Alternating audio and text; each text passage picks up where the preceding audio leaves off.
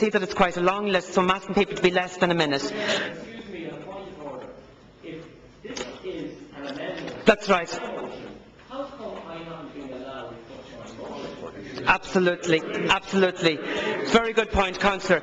Because we're making it up as we go along, Bill. So, Councillor Tormey. I presume it was because Councillor Montague was proposing the breviate. He was proposing he was proposing the breviate, but in fairness, Councillor Tormey's motion. But in fairness, I think that it is proper and appropriate that Councillor Tormey now propose his motion. We were taking it under the breviate, so we had to take it from Councillor Montague first, Councillor Tormey. But I do accept your point, and I think that we will give the floor to you to propose your motion. Thank you. And say whether or not, if you can say at this stage, whether or not you accept the amendment. I am a citizen, thank you Lord Mayor, I am a citizen of an independent republic. As a citizen of an independent republic, I do not need lectures from everywhere in the world as to how to do my business in my city. I reject Councillor Montague's fantasies for a number of reasons. Along the city, there are a number of east-west thoroughfares, one being the M50, and the other in the city centre. There's Griffith Avenue, Collins Avenue. The north side is better set out than the south side because of the spoke wheel connotations on the south side. So the quays are basically main thoroughfares east-west. They're one-way main thoroughfares east-west.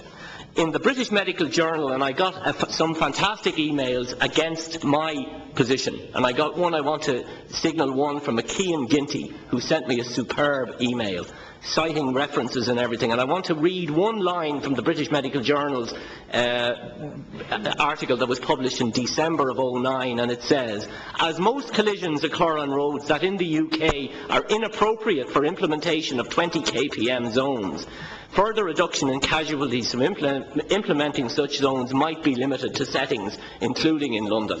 My argument is that this imposition is excessive, oppressive and unnecessary and wrong when it takes in the keys in the city. I never said for a second that we should bin all the 30 kph zones. I am saying we need a very serious look at this whole issue which has caused a public outcry. We are not taking safety seriously. We do not enforce the 30 miles an hour, 50 kph zone at the moment that we had. We need raised platforms along the Halfpenny Bridge area to designate pedestrian priority and to calm the traffic. We need to stop jaywalking. We need cyclists to behave. Let me just finish. We need cyclists to behave in a legal, reasonable fashion. There is very poor data. The data stops at 2007 when the implementation of the Arctic removal from the quays was introduced. We don't have injury and we don't have information on injuries and deaths 2008, 2009. There is a trend of falling injuries. Less than 50% of these are pedestrians.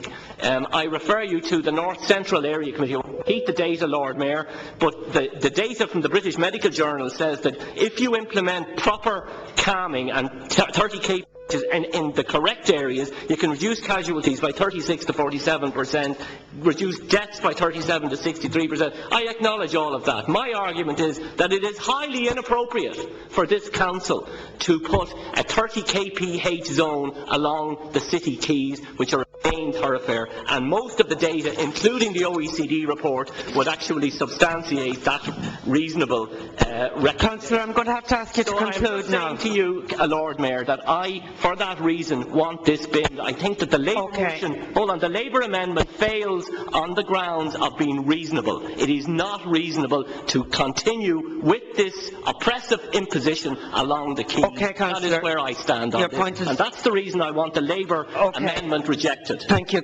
Councillor.